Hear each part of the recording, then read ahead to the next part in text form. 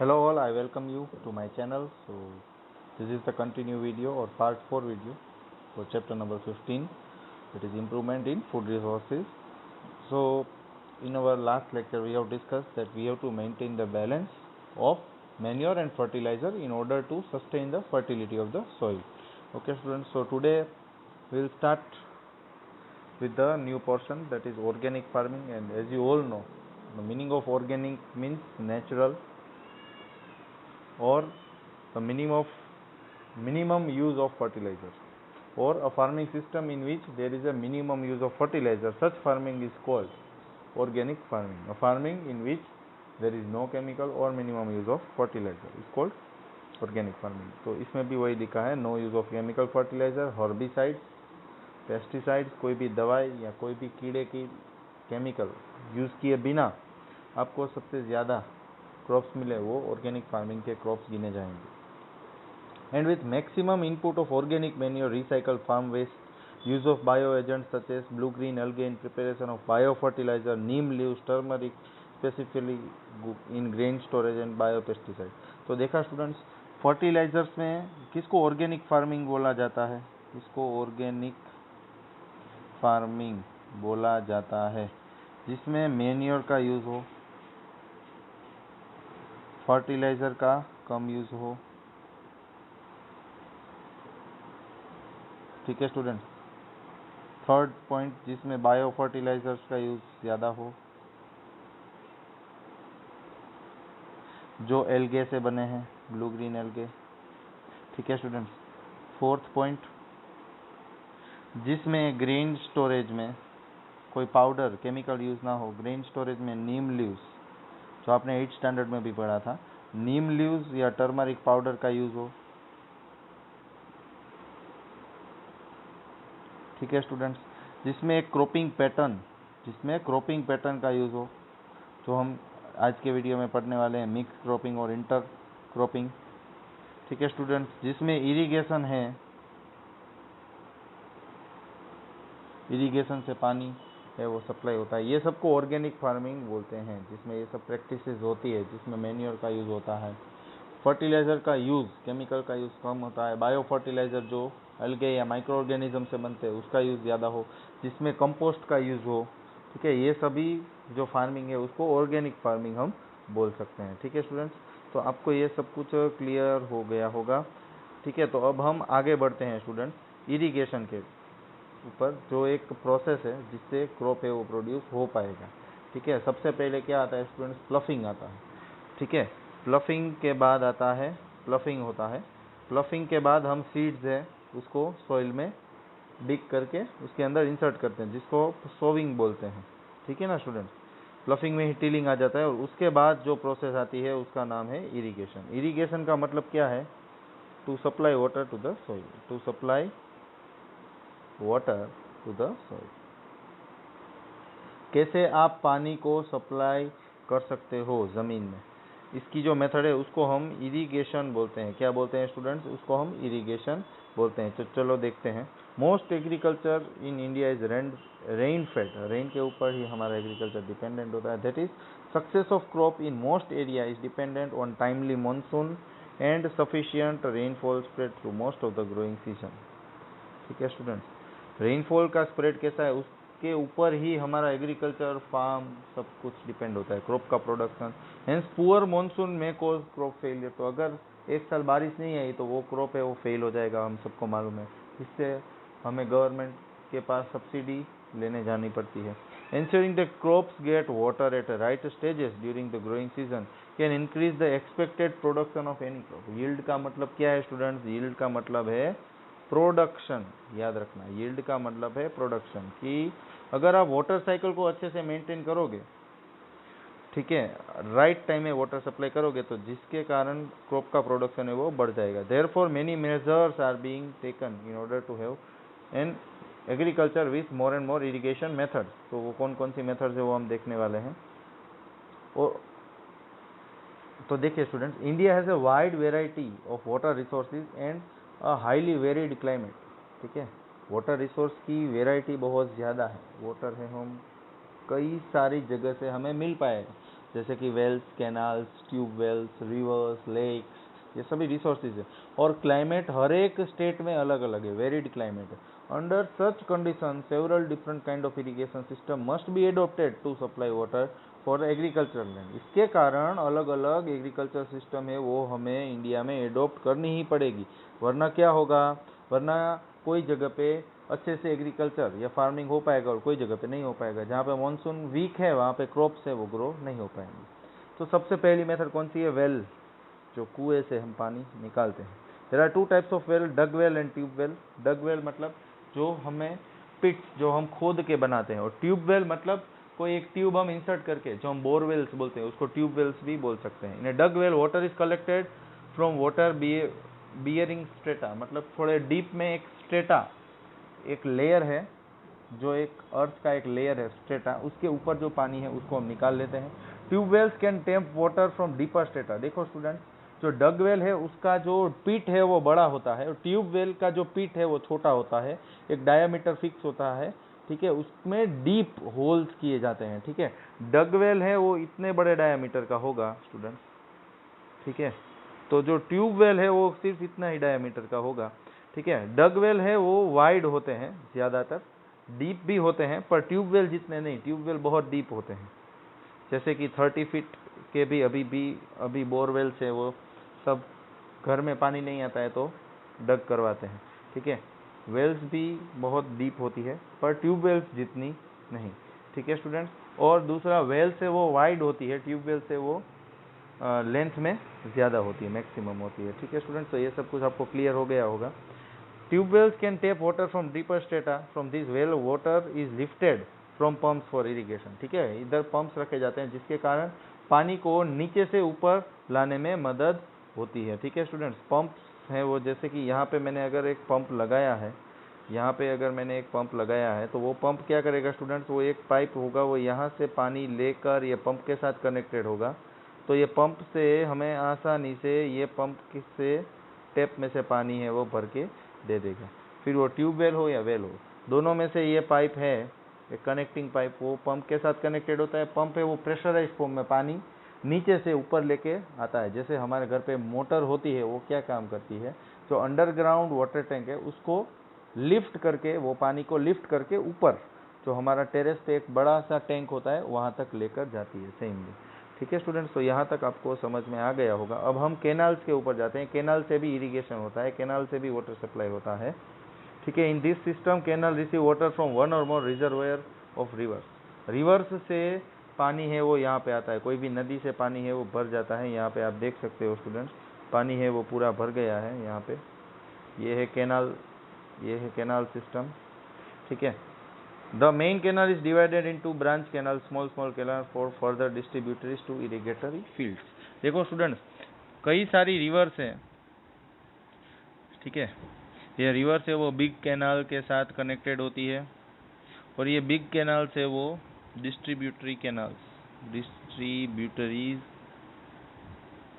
Canal के साथ connected होती है, और ये है वो अलग अलग फील्ड्स में जाती है वाटर सप्लाई करने के लिए। ये होता है पूरा सिस्टम, ठीक है स्टूडेंट्स, पानी सप्लाई करने का। अब हम आगे जाते हैं, river lift system. River lift system कैसा होता है? In areas where canal flow is insufficient और inadequate due to inadequate reservoir release, the lift system is more rational. Water is directly drawn from rivers by supplementing irrigation in areas close to rivers. Students, ये तो बहुत ही easy है कि suppose कि यहाँ से हमारे एक रिवर जा रही है, ठीक है, और वहाँ पे कैनाल और वेल की फैसिलिटीज नहीं है, तो वहाँ पे क्या होगा स्टूडेंट्स, डायरेक्टली यहाँ पे एक पंप या मोटर रख देंगे, और ये पानी है वो खींच कर जहाँ पे चाहिए वहाँ पे वो डिस्ट्रीब्यूट पानी कर देंगे। तो ये क्या है स्टूडेंट्स, रिवर है, और ये लिफ्ट कौन कर रहा है, यहाँ पे पंप कर रहा है। तो रिवर लिफ्टिंग सिस्टम में पंप भी अपना रोल प्ले करता है। पंप है वो पानी खींचकर जहाँ पे भी फील्ड्स है वहाँ तक ये डिस्ट्रीब्यूशन कर देता है, ठीक है स्टूडेंट्स। तो आई होप ये भी क्लियर हो गया होगा रिवर लिफ्ट सिस्टम क्या है। फिर आता है टैंक सिस्टम, जिसमें स्मॉल स्टोरेज होता है, जैसे टंकी होती है उसमें पानी भर दिया जाता है और उससे पूरे फील्ड का इरिगेशन हो जाता है। छोटे फील्ड के लिए बहुत ही फ़ायदा है। फायदा करता है। और टैंक सिस्टम कैसा है वो मैंने आपको नेक्स्ट स्लाइड में दिखाया है। So there are small storage reservoir which intercept and store the run off smaller catchment area. Smaller fields के लिए ये काम आता है। देखिए स्टूडेंट्स, ये टैंक सिस्टम है जो आपको फिगर में दिख रहा होगा, ये टैंक सिस्टम है, ठीक है। टैंक में पानी भरा जाता है और इससे डिस्ट्रीब्यूशन किया जाता है। और ये दोनों जो टेक्निक्स है स्टूडेंट्स, ये दोनों जो टेक्निक्स है ये मॉडर्न टेक्निक्स है। कौन सी टेक्निक है स्टूडेंट्स? Modern techniques. ये दोनों में बहुत ज़्यादा वाटर सेव होता है, बहुत ज़्यादा वाटर सेव होता है। कितना पानी सेव होता है? 60%। How many percentage students? 60% water is save, ठीक है। ड्रिप इरिगेशन और स्प्रिंकलर सिस्टम। स्प्रिंकलर सिस्टम में क्या होता है स्टूडेंट्स, ऐसे बीच में एक नोजल रख दिया जाता है, उसके साथ एक पाइपलाइन होती है। ये पाइपलाइन से पानी आएगा, ठीक है स्टूडेंट्स, ये पानी आएगा और ये 360 डिग्री रोटेट करेगा, तो पानी है वो सभी डायरेक्शन में ऐसे स्प्रेड हो जाएगा। तो यहाँ से 360 डिग्री रोटेशन होता है जिसके कारण पानी स्प्रेड हो जाता है। और ड्रिप इरिगेशन में क्या होता है स्टूडेंट्स, बड़े बड़े पाइप्स है वो, जैसे ही हम प्लफिंग के बाद हमें पैटर्न्स दिखती है जैसे लैंड में, ठीक है, रोज और कॉलम्स, तो वो है सभी पैटर्न्स में सभी जगह पे एक एक लेन में अलग अलग पाइप्स रख दिए जाते हैं। और हर एक पाइप में जहाँ जहाँ पे भी हमें प्लांट्स ग्रो करने हैं वहाँ वहाँ पे वाटर के ड्रॉपर्स इंसर्ट कर दिए जाते हैं। जैसे आप यहाँ पे देख सकते हो, ये है ड्रॉपर, वाटर ड्रॉपर, ठीक है। इसको गुजराती में टपक पद्धति बोलते हैं, ठीक है, पानी टपक पद्धति। तो जिससे क्या है कि जहाँ पे प्लांट्स है वहाँ पे ही इरिगेशन होने वाला है और जिसके कारण पानी का एक्यूमुलेशन नहीं होगा और पानी बच जाएगा। तो ये सब तो हमने देख लिया स्टूडेंट्स। और कई जगह पे डैम्स भी क्रिएट कर दिए जाते हैं और हमारे यहाँ पे भी डैम्स वाली सिस्टम है। और कई सारी विलेजेस में चेक डैम्स भी होते हैं जहाँ पे वाटर है वो स्टोर होता है थोड़े टाइम के लिए, क्योंकि स्टूडेंट्स वाटर है वो रिवर से कैनाल में जाए या फिर बड़े से ओशियन से ही रिवर में आए, थोड़ा इवोपरेशन से लूज हो जाने वाला है। डैम में भी जो पानी भरा होता है वो भी इवोपरेशन प्रोसेस से लूज होता है ड्यू टू द सनलाइट, ठीक है स्टूडेंट। अब हम आगे जाते हैं। तो अब हमने इरिगेशन प्रोसेस कंप्लीट कर लिया। अब हम क्रॉपिंग पैटर्न्स के ऊपर जाएंगे, ठीक है। क्रॉपिंग पैटर्न है वो भी बहुत ज़रूरी स्टेप है ऑर्गेनिक फार्मिंग के लिए, आपको मालूम है। So there are different ways to grow the crops. Mainly two ways are discussed in your chapter. First is mixed cropping and second is intercropping. What is mixed cropping? It is growing two or more crops simultaneously on same piece of land. Here you can see there are three crops. This is first crop, this is second crop, this is third crop, this is fourth crop. ठीक है students, फिर से यहाँ पे अलग अलग crops grow किए गए हैं। सी wheat plus gram or wheat plus mustard, groundnut plus sunflower, और you can grow wheat plus gram plus groundnut plus sunflower। चार क्रॉप्स आपने अगर एक साथ एक ही लैंड में अगर आपने ग्रो किए उसको mix cropping. The name itself suggest mix का मतलब एक से ज्यादा क्रॉप्स को आप सेम पीस ऑफ लैंड में ग्रो कर रहे हैं।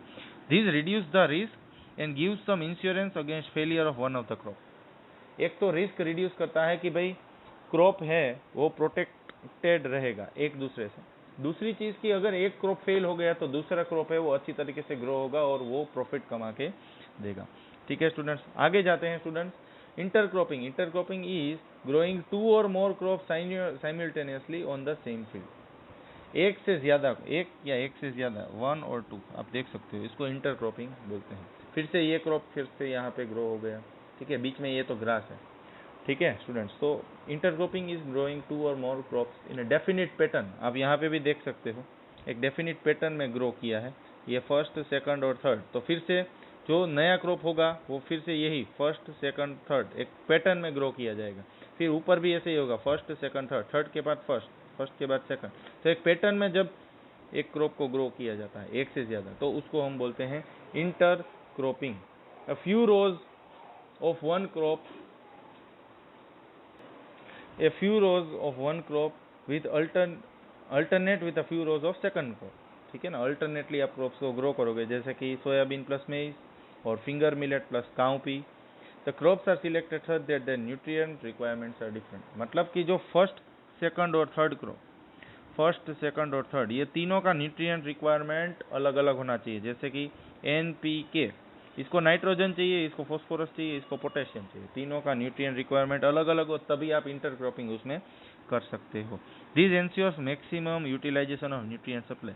तो इससे क्या होगा स्टूडेंट, तो अगर आप एनपीके देते हो तो नाइट्रोजन है वो कौन यूटिलाइज करेगा, फर्स्ट वाला प्लांट, फॉस्फोरस है वो सेकंड वाला, और ये पोटेशियम है वो थर्ड वाला, जिसके कारण न्यूट्रिशन आपने सप्लाई की उसकी भी एफिशिएंसी बढ़ेगी, जिसको जो खाना चाहिए वो उसको मिलेगा प्लांट्स को। This ensure maximum utilisation of nutrient and also prevent pest and disease from spreading to all plant. Sorry student, इसके कारण पेस्ट और इंसेक्ट्स जो है वो भी कम से कम स्प्रेड होने वाले हैं, जिसके कारण क्रॉप का फेलियर है वो भी कम हो जाएगा और क्रॉप की एफिशिएंसी है वो भी बढ़ जाएगी। The growing of different crop on a piece of land in a pre plant succession is known as crop rotation. Crop rotation क्या है स्टूडेंट्स, कि 6 मंथ आप लिग्यूमिनियस प्लांट को ग्रो कीजिए, लिग्यूमिनियस प्लांट्स को ग्रो कीजिए, जैसे कि पल्सीज है, जो नाइट्रोजन है वो रिचार्ज कर देगा, और उसके बाद के जो 6 मंथ है स्टूडेंट, सबसे पहले 6 मंथ में आपने लिग्यूमिनियस प्लांट्स को ग्रो किया, उसके बाद ये मैंने क्रॉप रोटेशन समझा रहा हूँ, क्रॉप रोटेशन, जिसमें पहले 6 मंथ में आपने लिग्यूमिनियस प्लांट मतलब कल्सिस ग्रो किए, जिससे नाइट्रोजन है वो रिचार्ज हो जाएगा, और 6 मंथ में नॉन लिग्यूमिनियस प्लांट को ग्रो कीजिए। तो ये क्या करेगा स्टूडेंट्स, जो नाइट्रोजन रिचार्ज हुआ ये नाइट्रोजन को यूज कर लेगा, या फिर बोल सकते हो डिस्चार्ज कर देगा। तो क्या हुआ स्टूडेंट्स, इससे आपकी सॉइल की फर्टिलिटी है वो बैलेंस रहेगी, एक बार चार्ज हो जाएगी एक बार डिस्चार्ज हो जाएगी, और दोनों प्लांट्स आप ग्रो कर पाओगे। तो इसीलिए इसको क्रॉप रोटेशन बोलते हैं, क्योंकि because you are rotating the crop in every 6 month और हाफ ईयर। ठीक है, तो ये प्रोसेस का नाम है क्रॉप रोटेशन। ठीक है, ये सब कुछ क्रॉपिंग प्रैक्टिस है वो किसके ऊपर डिपेंडेंट है स्टूडेंट्स, इरिगेशन, मॉइस्चर कंटेंट कितनी है सॉइल की, इरिगेशन फैसिलिटीज कितनी है। If crop rotation is done properly then 2 or 3 crops can be grown in a year and very good harvesting can be carried out. Okay students, तो यहाँ तक है, आपको समझ में आ गया होगा कि इरिगेशन में कौन कौन सी फैसिलिटीज़ हमने पढ़ी है। ट्रेडिशनल मेथड जो हमने आज पढ़ा, wells, canals, river lift system, ये सब ट्रेडिशनल मेथड्स है। मॉडर्न सिस्टम भी मैंने आपको एक्स्ट्रा करवा दिया है, जो है ड्रिप इरिगेशन सिस्टम और स्प्रिंकलर सिस्टम। उसके बाद आपने पढ़ा कि क्रॉपिंग प्रैक्टिसेस हम इम्प्लीमेंट करके अच्छे अच्छे क्रॉप्स को ग्रो कर सकते हैं, जैसे कि मिक्स्ड क्रॉपिंग सबसे पहली मेथड हमने पढ़ी, सेकंड हमने इंटर क्रॉपिंग पढ़ा, थर्ड हमने क्रॉप रोटेशन पढ़ा। क्रॉप रोटेशन में 6-6 महीने में अलग अलग क्रॉप्स ग्रो कर सकते हो। होपफुली आपको वीडियो पसंद आया होगा, तो लाइक कर दीजिए। Thank you for watching the video.